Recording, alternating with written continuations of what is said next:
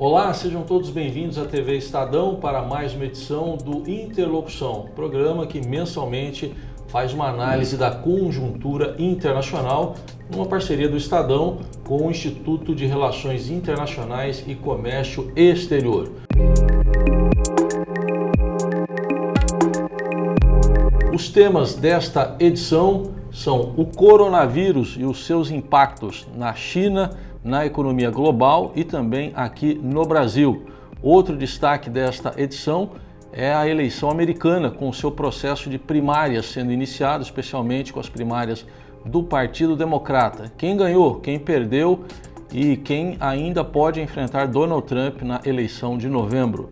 E outro destaque também vai para a primeira aproximação entre Brasil e Argentina depois da posse de Alberto Fernandes com a visita do chanceler argentino Felipe Solá ao Brasil. Temas que nós abordamos a partir de agora com os nossos convidados que eu passo a apresentar. Um deles é o embaixador Rubens Barbosa, que é diretor-presidente do Instituto de Relações Internacionais e Comércio Exterior. Mais uma vez, obrigado por estar aqui, embaixador.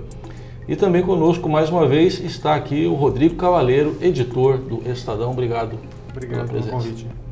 A gente começa então falando sobre coronavírus. A todo instante são atualizados os números a respeito dessa epidemia na China, que agora tem um nome oficial, que é Covid-19.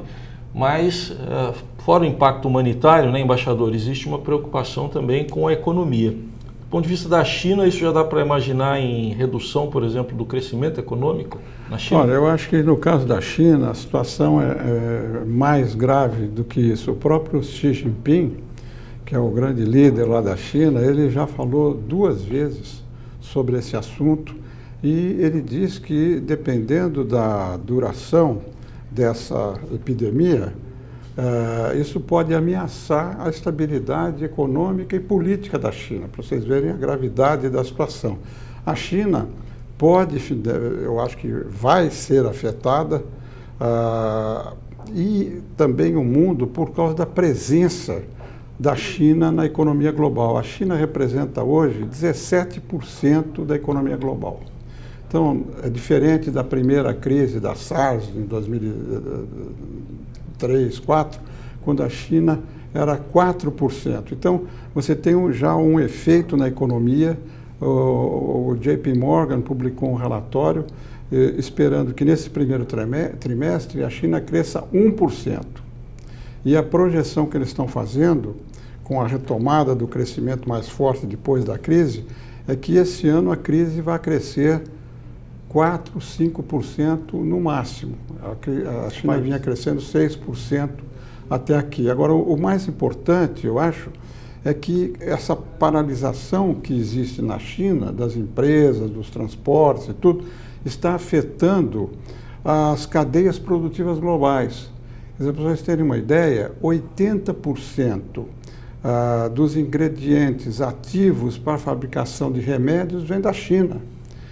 15% dos telefones celulares saem de uma cidade perto de Wuhan, onde é o epicentro, né, da crise. E automóveis, autopeças, enfim, uma série de áreas estão sendo afetadas porque um dos componentes vem dessa região, de Hubei, né, que é a província, e de Wuhan, que é a capital. Bom, nós estamos aí há quase 2 meses dessa crise. Os primeiros casos foram em dezembro, mas a China só começou a admitir mesmo lá em janeiro, né? Um pouco menos de 2 meses. Se isso se prolongar por muito tempo, Rodrigo, o que pode acontecer? Esses efeitos podem se espalhar mais? Eu tenho muita curiosidade para saber quais seriam os efeitos políticos dessa crise. O embaixador lembrou bem que para o próprio líder Xi Jinping levantar essa hipótese num país fechado politicamente como é a China, é porque a gente está realmente diante de algo sem precedentes sobre esse aspecto. Tem muitos outros, como citou, que são inusitados.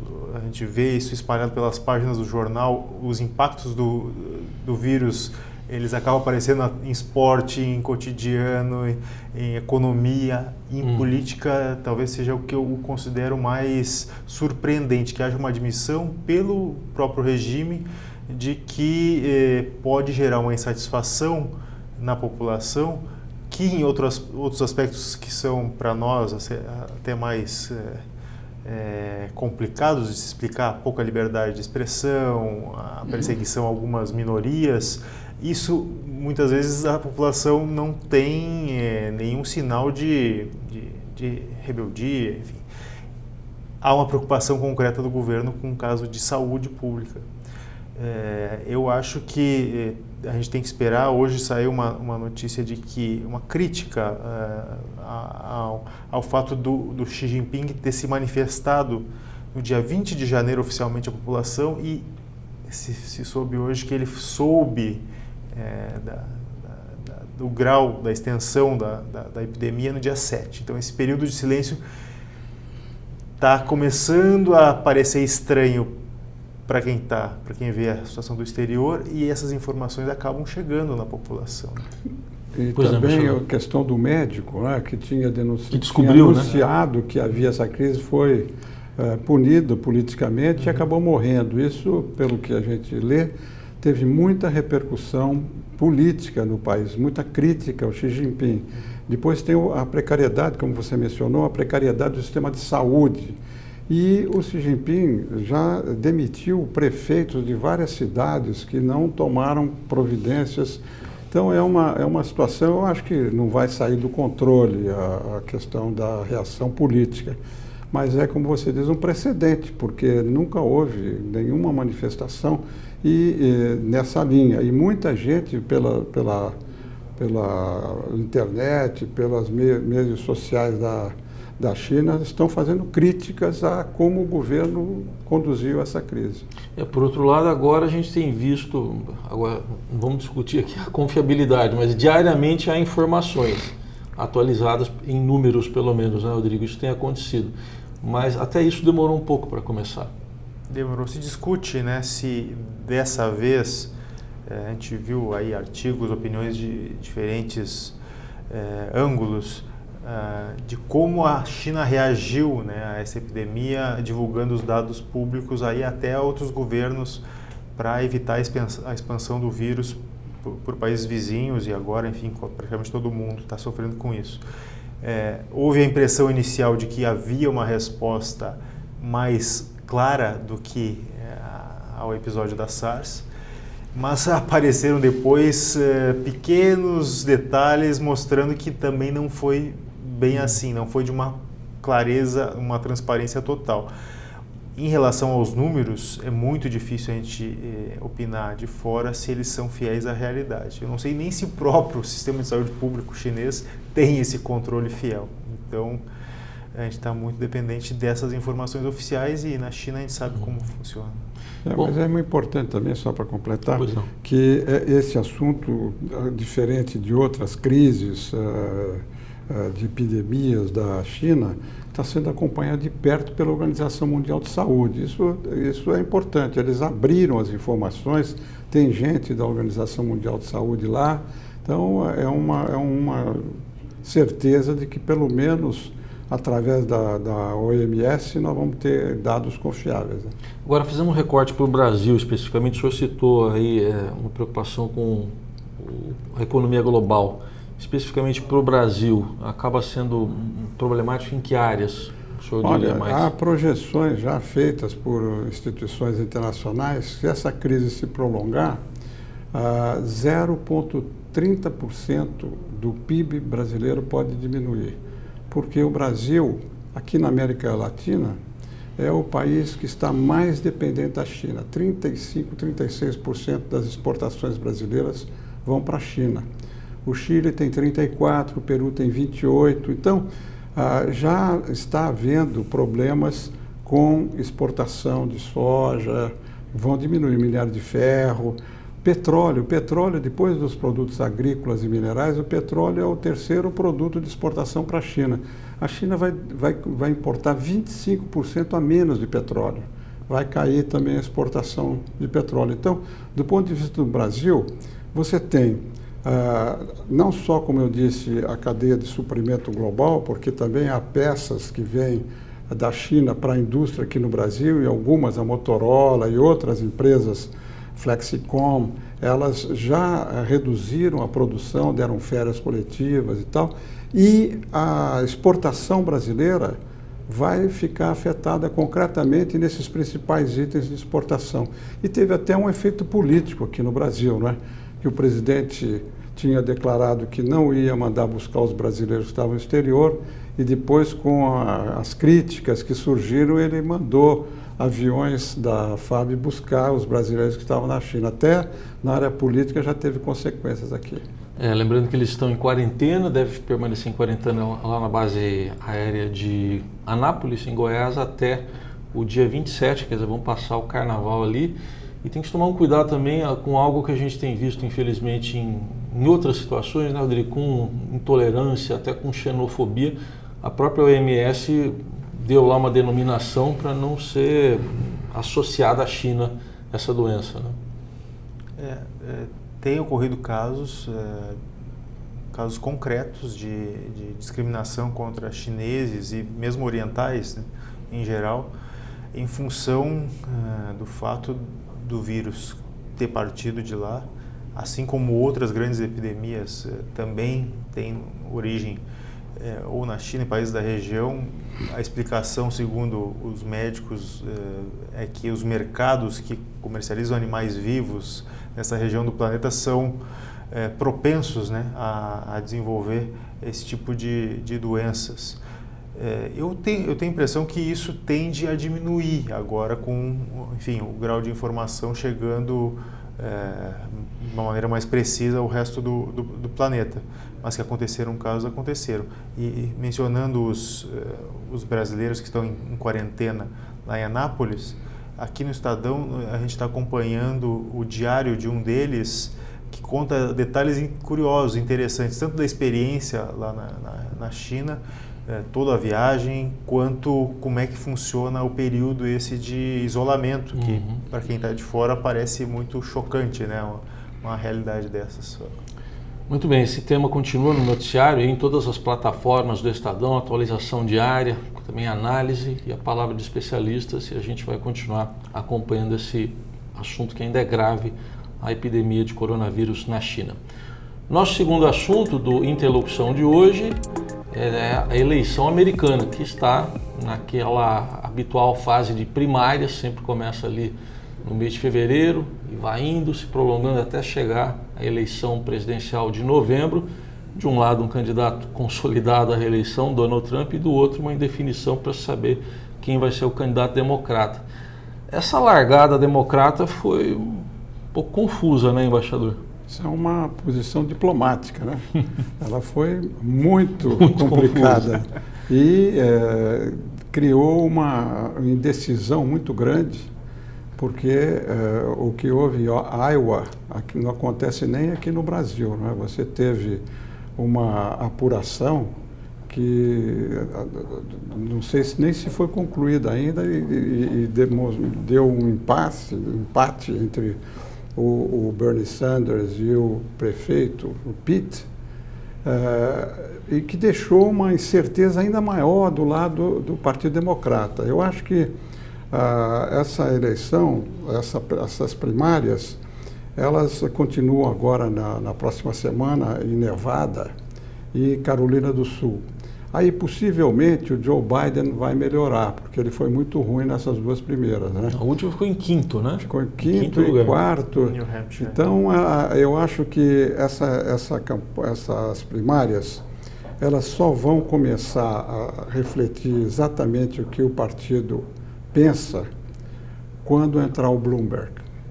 Porque a grande incerteza que existe hoje no Partido Democrata,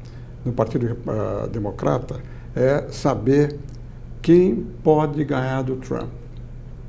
Porque não há certeza nem na população, nem na estrutura, né, do partido, no establishment do partido, que o Bernie Sanders ou o Pete mesmo, o prefeito, possa ganhar. Então a incerteza vai continuar, acho, por algum tempo ainda. O grande dia dessas primárias vai ser no dia 3 de março, quando vai haver o que eles chamam lá da super terça-feira, quando tem 10 primárias. Aí sim, o Bloomberg deve entrar. Porque nessas 4 primeiras, o Bloomberg não entrou. Mas o que eu leio e que me falam lá dos Estados Unidos é que a campanha do Bloomberg, nesses últimos 2 meses, está em plena carga. Os anúncios na televisão e no rádio não param. E segundo pesquisas nacionais, o Bloomberg está com 16% das pesquisas. Não está em primeiro lugar, mas está chegando ao Bernie Sanders, ao Joe Biden. Então, eu acho que só a partir do começo de março é que nós vamos ter um quadro mais claro de quem poderia disputar a eleição. A minha impressão é que esses candidatos vão se afunilar e depois do começo de março vai ficar o Bernie Sanders e o Bloomberg. Dinheiro não falta ao Bloomberg. E eu aproveito até para perguntar para o Rodrigo, então, o seguinte, a gente já viu uma troca aí de farpas, para dizer o mínimo, entre Donald Trump e o próprio Bloomberg. O Trump chamando o Bloomberg de perdedor e ele retribuindo, chamando de, acho que foi palhaço de feira. Uhum. Isso quer dizer, então, que a polarização deve ser entre os dois, aparentemente mesmo? O Trump já percebeu isso? Eu acho que a eles também interessa que a polarização se dê desde já entre os dois. Claro, eles estão fazendo campanha também, né? Chama atenção, agora eu lembrei de uma resposta que o Bloomberg deu a um jornalista que perguntou a ele o que ele achava de ter 2 bilionários, né, ele falou, quem é o outro, na disputa, e ele questionou quem seria o outro, né, cutucando o Trump, ensinando que o Trump não é tão bilionário assim quanto ele. Como tu falou, olha, dinheiro não falta para o Bloomberg, ele tem a vantagem também de não ter um passado político que nesses dias tem feito diferença para muitos. O próprio Trump tirou vantagem disso, de ser um fenômeno novo na política. E eu acredito que quem mostrar que pode ganhar realmente do Trump vai conquistar o voto útil. A gente imaginava que o Biden pudesse reunir a parcela de moderados e agregar, caso ele fosse o escolhido, os votos aí do pessoal mais à esquerda, do Partido Democrata. Mas o começo dele foi realmente ruim. Se esperava que fosse fraco, mas eu mesmo não esperava que fosse tão fraco em New Hampshire, por exemplo, que ele largou e partiu para a próxima etapa sabendo que... E eu acho que em termos anímicos e a mensagem que ele passa aí, principalmente para os doadores, as pessoas que financiam a campanha dele, é um desafio mesmo ter partido assim de uma maneira tão ruim. Mas o embaixador, que é um dos que mais conhece política americana, falou bem que a super terça é o que vai definir até o humor desse pessoal. Aproveitando essa experiência, senhor, embaixador, sei que um programa assim, muito pouco tempo para se resumir, mas o pensamento do eleitor americano, o que ele leva em conta? A economia é mais forte mesmo para ele? É isso que eu ia dizer. A gente está focalizando muito a candidatura democrata, mas hoje a maioria vai ficar com Trump. A economia está indo muito bem, o nível de desemprego é baixíssimo. Ele está, de uma maneira ou de outra, capitalizando com muita coisa, inclusive com o próprio processo de impeachment, que deu grande visibilidade a ele. Então, e ele está com uma atitude cada vez mais imperial, né? A gente vê autoritária, né? Mandando em tudo, querendo interferir em tudo. Até na justiça agora, né? Até na justiça, mas isso aí, para o eleitor médio americano, é um fator positivo. Quer dizer, eu acho que vai se repetir em novembro o mesmo quadro do ano passado. Quer dizer, você vai ter claros estados democratas, claros estados republicanos e 4 ou 5 onde vai se decidir a eleição. E nesses estados, até aqui, o Trump está prevalecendo ainda. Então, essa disputa dentro do Partido Democrata não ajuda, porque quanto mais tarde demorar para ter um candidato claro para ser o opositor do Trump, dá tempo para o Trump capitalizar nas coisas que ele está fazendo. A economia não vai mudar, apesar da crise do coronavírus e tudo. A economia americana está muito forte, muito sólida. O comércio exterior está aumentando, o desemprego está caindo. Num tipo de economia, num comportamento da economia como esse, é muito difícil a economia não ser um fator importante para determinar o resultado da eleição. Não é o único, porque pode acontecer até lá, até novembro, muita coisa pode acontecer. Mas hoje por hoje, o máximo que a gente pode dizer, se o Bloomberg for o candidato, porque se for o Bernie Sanders, eu acho que o Trump leva mais facilmente. Mas se for o Bloomberg, vai continuar dividido o país e talvez a diferença seja pequena, de 2, 3 pontos, não uma diferença muito grande. Mas hoje por hoje, na minha visão, eu acho que o Trump ainda é o candidato que tem mais chance de ganhar. Seria uma diferença, como essa que o senhor está falando, a ponto de se repetir aquela particularidade da eleição americana de um candidato não ganhar no voto popular, mas ganhar no colégio eleitoral? É possível. Com a Clinton foram 4 pontos, né, 52 a 48. Eu acho que o país está tão dividido que vai ser um voto partidário na maioria dos casos e o Trump tem a fidelidade de um grupo muito grande de seguidores. Qualquer coisa, se você for fazer uma pesquisa entre os democratas e republicanos, os republicanos são os mais fiéis ao Trump do que os democratas ao candidato que vem aí pela frente. Parece que fatores morais não entram muito na disputa. Justamente. É o que me chama a atenção, parece que leu o meu pensamento. Eu estava num candidato convencional, talvez um escândalo pudesse inverter o jogo, né? Mas o Trump, ele, enfim, administra o país com essa quantidade de pequenos escândalos, pequenos e grandes escândalos que a gente vê não tem impacto grande na popularidade. O país realmente, quem apoia o Trump é um pouco indiferente às barbaridades que ele eventualmente fala, que eu não imagino algo maior do que veio até agora, correndo nos próximos meses, que seja capaz, nesse aspecto, de tirar votos do Trump, uma questão moral, uma questão de comportamento. Então ficamos aí realmente dependendo, acho que da economia, como o embaixador falou, e do rival democrata. Caso o Bloomberg apareça como, enfim, um grande orador, um cara carismático que possa mobilizar uma massa e se mostrar capaz de manter, né, o momento econômico e agregar algumas coisas que o Trump não tem, poderia talvez chegar como um candidato forte, mas hoje a gente não tem como apostar nisso. Só uma última questão ainda desse assunto, embaixador. E a Rússia nessa história? Lembrando do histórico da última eleição aí, de acusações de interferência, como é que o senhor vê isso hoje? Eu acho que se a Rússia teve que ver com a eleição passada, até agora, depois de tudo que se falou, não ficou nada comprovado. Eu acho que ela vai ter mais cuidado agora na próxima, né? Mas segundo as notícias que vêm lá de Washington, eles estão pensando que continuará a haver interferência na eleição através da mídia social. Se vem de fora ou não vem de fora é outra história, mas o Trump é muito cauteloso em relação ao Putin, né? Ele não atrita, ele tem uma conversa boa com o Putin. Isso é um dos fatores que diferem a posição dele com os democratas, né, que são muito mais críticos da Rússia. Mas eu acho que a Rússia vai ter uma posição ostensiva muito cautelosa em relação à eleição americana. Muito bem, a eleição americana que está em pauta já há algum tempo aqui nas plataformas do Estadão, mês a mês, a gente acompanha aí todas as primárias.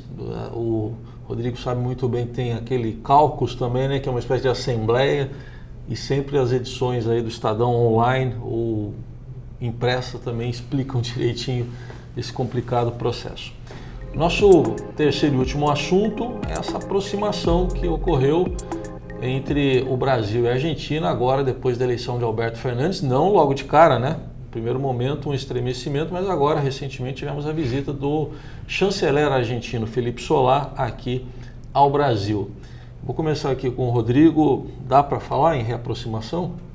Eu acho que dá, sim, embora não tenha sido ainda consumada pelos líderes, chefes. Dá para ver que pelo menos a equipe diplomática argentina mudou bastante nos últimos dias. Aí, o discurso me chama muito a atenção, antes mesmo da chegada do chanceler, o Felipe Solá, que é um político conhecido por ser um moderado, bastante sensato na Argentina, ele que vem, enfim, cuidando da política externa argentina. O embaixador escolhido pelo Alberto Fernandes para representar o país aqui no Brasil, o Daniel Scioli, que foi candidato a governador lá pelo kirchnerismo, foi candidato a presidente na última eleição e perdeu para o Maurício Macri. O Scioli deu uma entrevista publicada realmente há uma semana aqui no Estadão, elogiando as reformas brasileiras e a capacidade do país, nas palavras dele, de estimular o crescimento econômico. É uma guinada, não é simplesmente uma demonstração de vontade, apoiar o governo brasileiro naquilo que talvez seja a maior diferença entre os dois, a visão de mundo em relação à economia, me pareceu um passo até ousado do ponto de vista interno. Não sei nem se o Alberto Fernandes faria um elogio desse grau. Mas, enfim, ele veio, falou e a gente viu, mesmo na visita do Felipe Solá, uma demonstração, uma tentativa clara de que haja um encontro entre os dois. Não está definida uma data ainda, chegou a falar em 1º de março, na posse aí do presidente uruguaio. Isso não vai acontecer porque, justamente nesse dia, o Alberto Fernandes fala para o parlamento, é a grande manifestação política do ano lá na Argentina, então isso vai ficar para algum momento posterior, mas há um acerto prévio. Claro que a gente ainda pode ter alguma discussão à distância que acabe novamente distanciando os dois, mas o momento agora é realmente de aproximação. O senhor vê assim, embaixador, com um pragmatismo prevalecendo entre os dois presidentes? Eu acho que foi muito importante a retomada do diálogo, né? Como você diz, o diálogo estava interrompido. E dois países do tamanho do Brasil e da Argentina, com os interesses constituídos dos dois lados, não podem, por uma questão ideológica, ficarem de costas um para o outro. Quer dizer, a Argentina, o ano passado, conseguiu ter um superávit em relação ao Brasil, o primeiro depois de muitos anos. Por quê? Porque caiu significativamente a exportação brasileira para a Argentina, de automóveis e outros produtos industriais, petróleo, inclusive. Então, vai ser muito complicado você retomar a dinâmica do crescimento das exportações e importações. O Brasil, na recuperação da economia argentina, é muito importante. Por isso que o embaixador, o próprio ministro, disseram que a relação com o Brasil é prioritária. Porque se a economia brasileira voltar a crescer, como está se projetando, vai aumentar o dinamismo do comércio exterior, nós vamos importar mais. E a gente precisa exportar. Então, eu acho que foi muito importante esse gesto. O secretário de Comércio Exterior aqui no Brasil também, o Marcos Troilo, ele também foi. Na mesma época, ele estava em Buenos Aires para conversar. E eu acho que são as coisas principais que aconteceram dos dois lados, na minha visão, foram os seguintes. Do lado brasileiro, nós informamos o lado argentino que nós vamos procurar encontrar fórmulas financeiras para contornar essa restrição que a Argentina está colocando, porque eles não têm divisas, às exportações brasileiras. E aí, a ideia que está surgindo aí é o pagamento em moeda local, que é muito importante. Do lado argentino, a contrapartida seria eles não marginalizarem o Mercosul, quer dizer, aceitarem e discutir a redução da tarifa externa comum, como o Brasil propôs, e não obstaculizarem a aprovação e a ratificação do acordo com a União Europeia. Isso foi falado, o embaixador falou, o ministro, pelo que vazou para a imprensa, também se comprometeu a fazer. Isso acho que são passos muito positivos para a retomada técnica do diálogo e a volta do diálogo político também, onde a gente não pode ficar afastado um do outro, como nós estávamos por essa rixa entre os dois presidentes antes da posse do Fernandes. Nesse contexto que o embaixador está colocando, eu digo que tem também a dívida argentina, né? Que a Argentina quer renegociar especialmente com o FMI. É um tema super delicado na Argentina, é uma coisa que une os argentinos e tem muito impacto eleitoral. O país se dispor a negociar com o FMI tem uma imagem na população ficou ali marcada aquela crise de 2001 que levou o país a uma, enfim, tragédia até em termos de perda de vidas, um conflito social tremendo.